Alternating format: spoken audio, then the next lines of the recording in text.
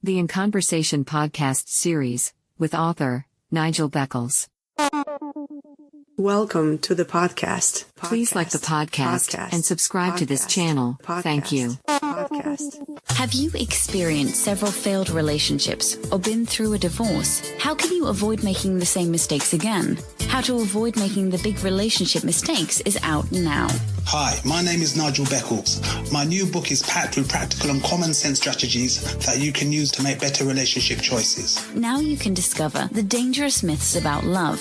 If your relationship expectations are realistic, why you could be falling in love for all the wrong reasons. How to avoid making the big relationship mistakes. It's a book that could change your life. Available from Amazon.co.uk. Kindle version also available. The very best way to promote your podcasts. Podpage makes it easy to create a podcast website with just a few clicks. Every page is optimized to be found on Google and it stays up to date forever. For more information, visit podpage.com. The future of podcast promotion. Get ready for takeoff. Welcome back to my In Conversation podcast series. In this episode, we continue with part 3 of the Men and Relationships mini-series. My guest is the CEO of Your Epic Adventures and Men Strategist, Arnie Fonseca Jr. Hi Arnie, welcome to my podcast series. How are you? I am wonderful, Nigel. I appreciate you extending your hand and asking me to be a part of your show. I hope I can bring some value to you and your audience. Well, it's great to have you here. So where do you live at the moment? Phoenix, Arizona, in the United States. So did you grow up there? I sure did, yeah. So what was your childhood like? It was pretty good childhood. I mean, I'll be honest with you. I didn't have a great relationship with my dad, but I had a very loving mom and grandmother and a brother and a sister. And we were in a very low middle class home, went to an upper middle class school, had lots of friends and participated in sports and a lot of freedom, running around the streets till all hours of the night and lots of safety and mom coming out and yelling, it's time to come home, and always felt secure and loved. It's one of those things that you see in the movies and in the books from the 50s and 60s, and that was my life. I understand you have a master's degree in wellness and exercise science. So why did you choose to study those subjects? Because I've always loved health and fitness for myself as a young man. Always was intrigued by it, participating in sports and whatever. And all I ever wanted to do was coach and help people to reach their own level of achievement. And when I had the opportunity to go back to school, that's what I focused on and have really never looked back. Well, you support men who've suffered traumatic brain and spinal cord injuries. How long have you been doing that?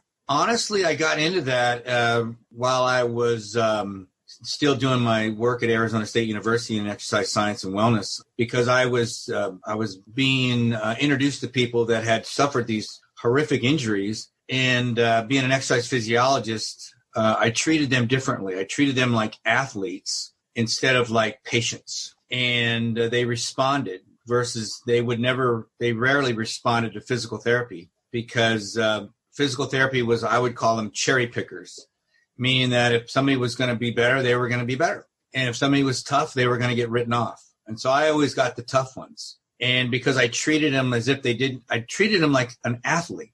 The reason that professional athletes do so well, Nigel, is because they get special treatment. They get loved. Just like a young child. You love them. You give them nourishment, exercise. Guess what? They grow and they flourish, right?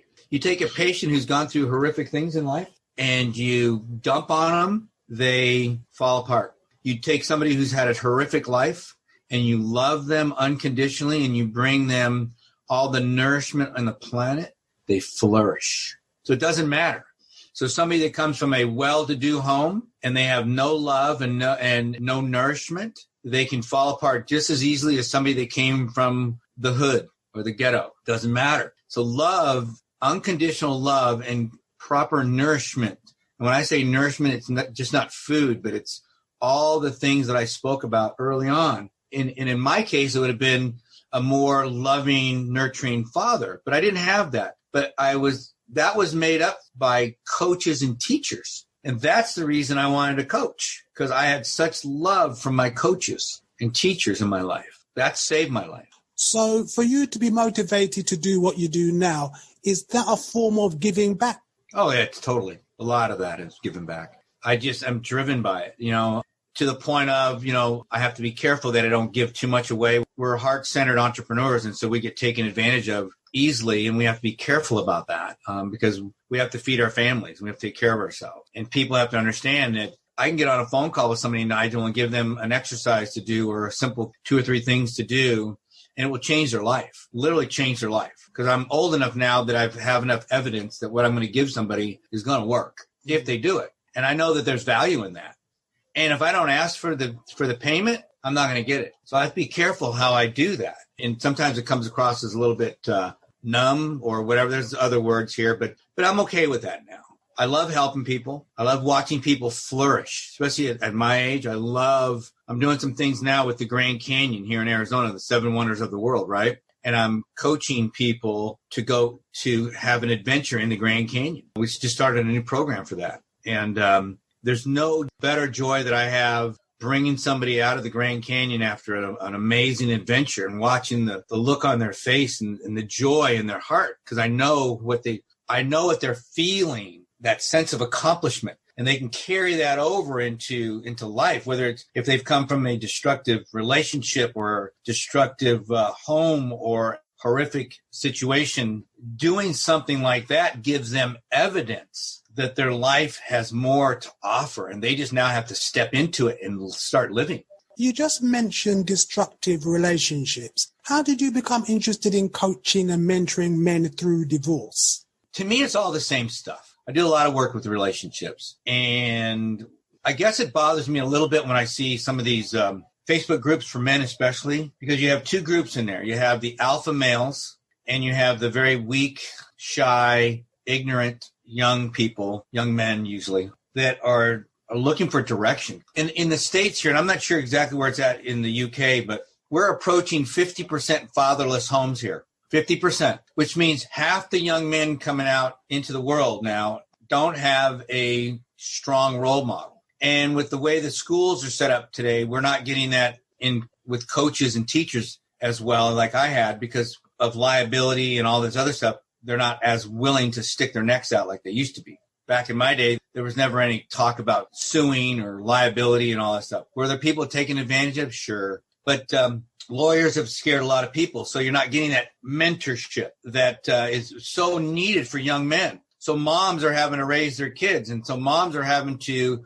utilize both their masculine and their feminine sides. And it's been a big struggle on women as well. So in these groups, the alpha males stick out like a sore thumb. And they're literally telling these guys, and I'm not saying all of it's bad, but a lot of it is like a true man has a strong core, a strong center, which means they're able to go to their feminine side when needed, and they can also go to their masculine side when needed, as a woman can as well. But a true man needs to be able to do that.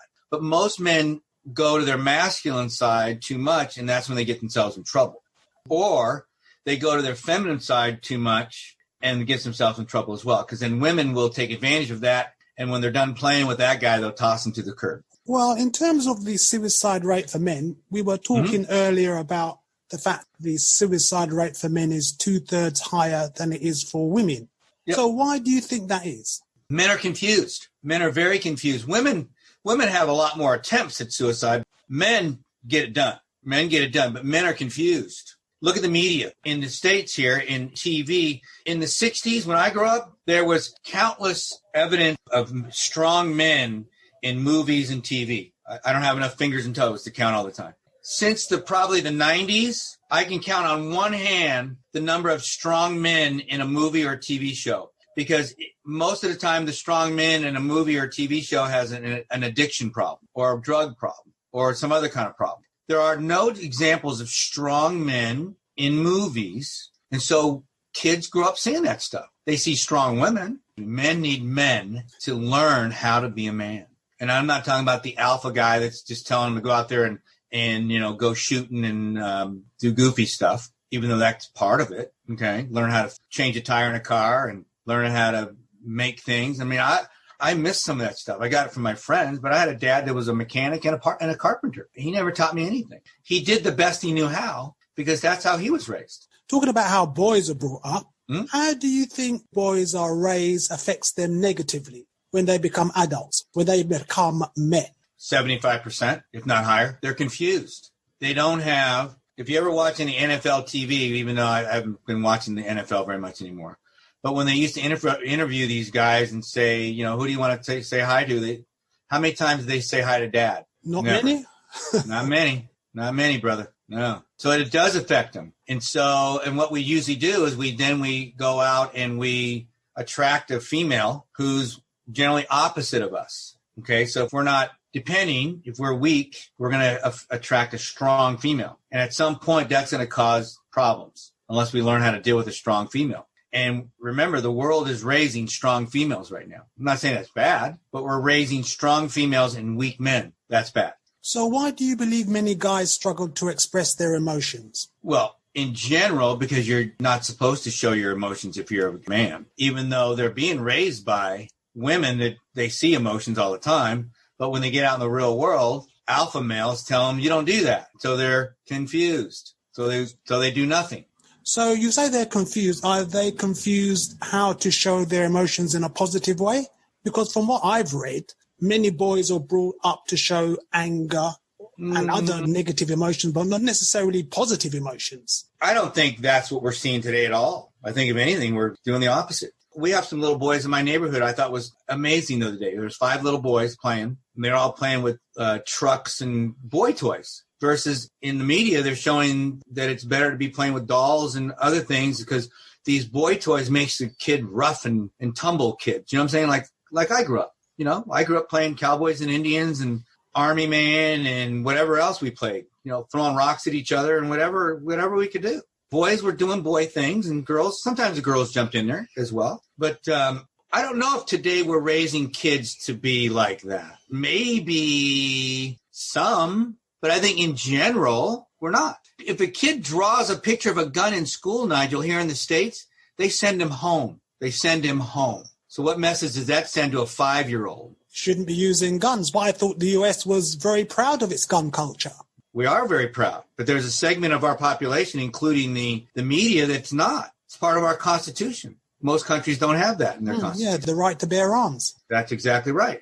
And it was never meant as that. It was meant when your government stood up against you. But little boys are being told at a very early age not to be little boys, to be softer and gentler. So they're confused. So instead of developing their core and developing what I'm a big fan of is encouraging, understanding and encouraging through love, that when they see a good behavior, encourage it. They see a bad behavior, ignore it or discourage it. But when a little boy is acting like a little boy, encourage it. When he is also being kind and gentle, encourage it. Then he learns what situations demand certain kind of behavior. It's okay to cry. It's okay to show emotion. It's okay to stand up for your friend and stick up for yourself. It's okay. It's not bad. Now, it's not okay if you go attack somebody without reason. That's not good. We're going to discourage that. So it takes a lot of work to raise children. And guess what? When parents are working,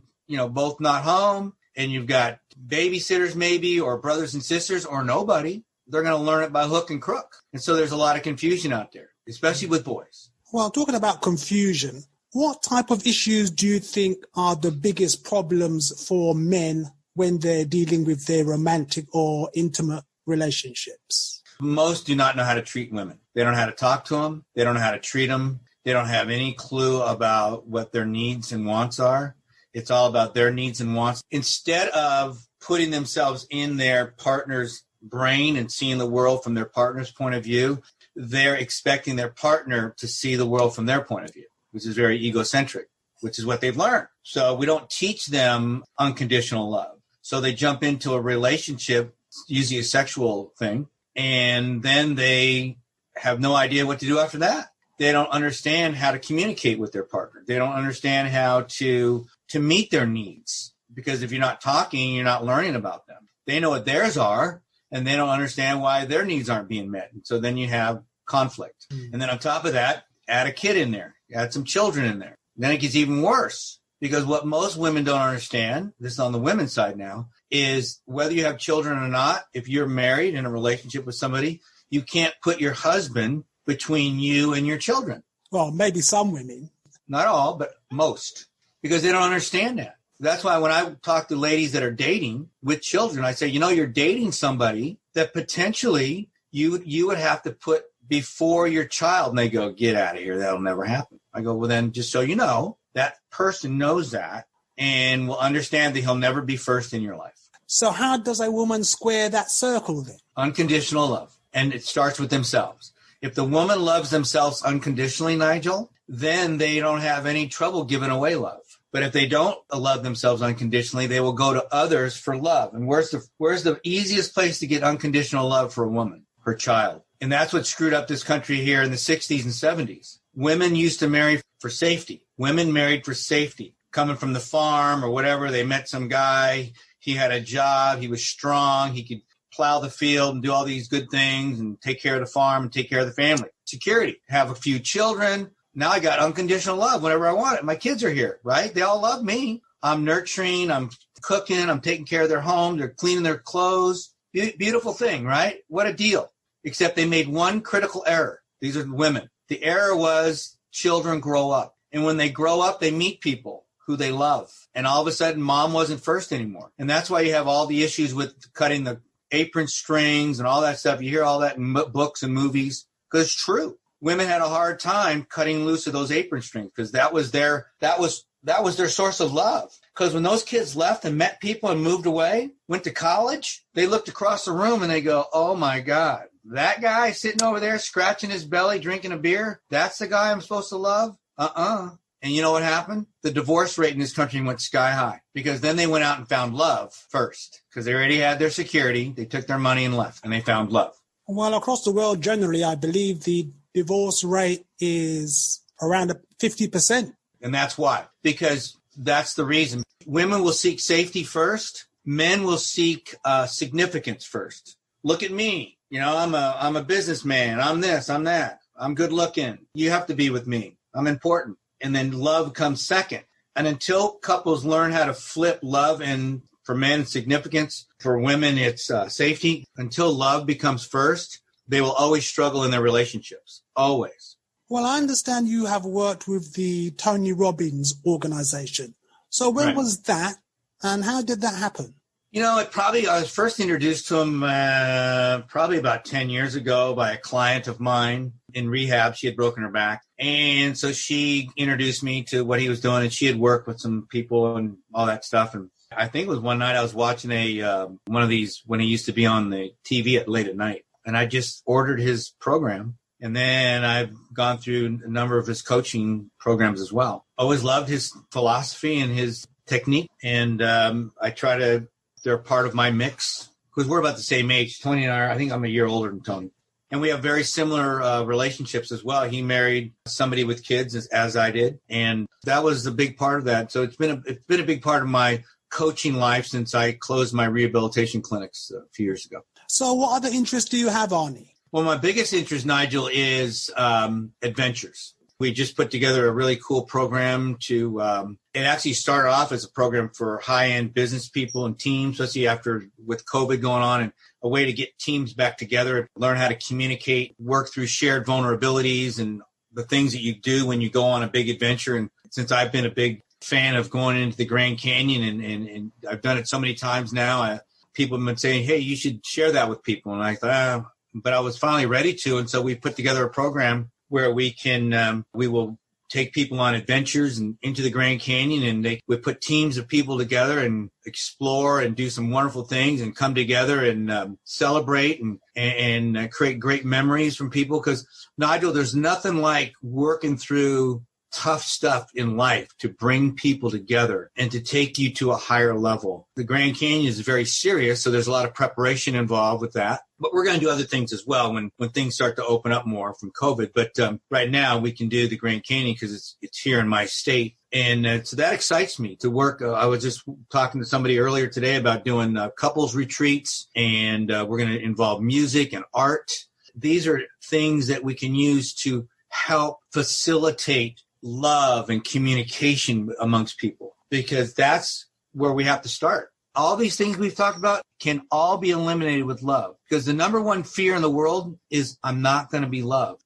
And tied for number one is I'm not enough. And I guarantee you ask any of the guys that you're working with, and they're going to tell you that. And so they do stupid things to get attention for love, or they're always trying to prove that they are good enough. And one of the things I teach is in my courses that we're doing is, do you have what it takes?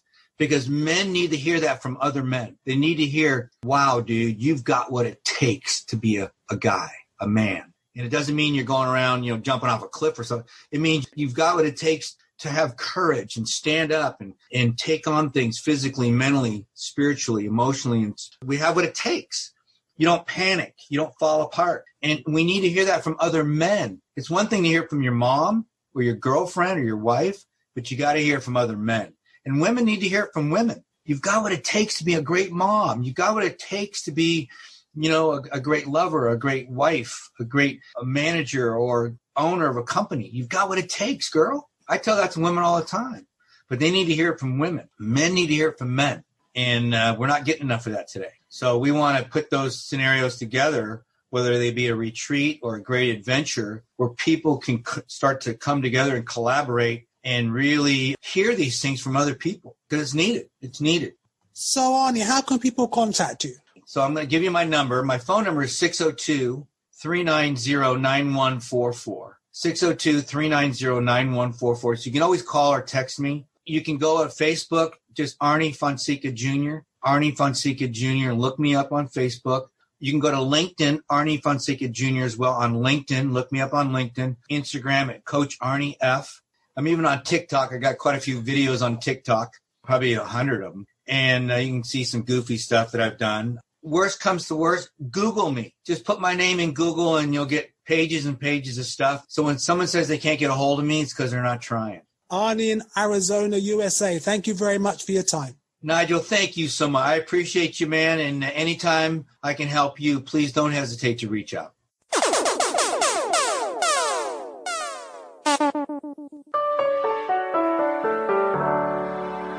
Thank you for listening. Please like and subscribe. Another In Conversation podcast coming soon.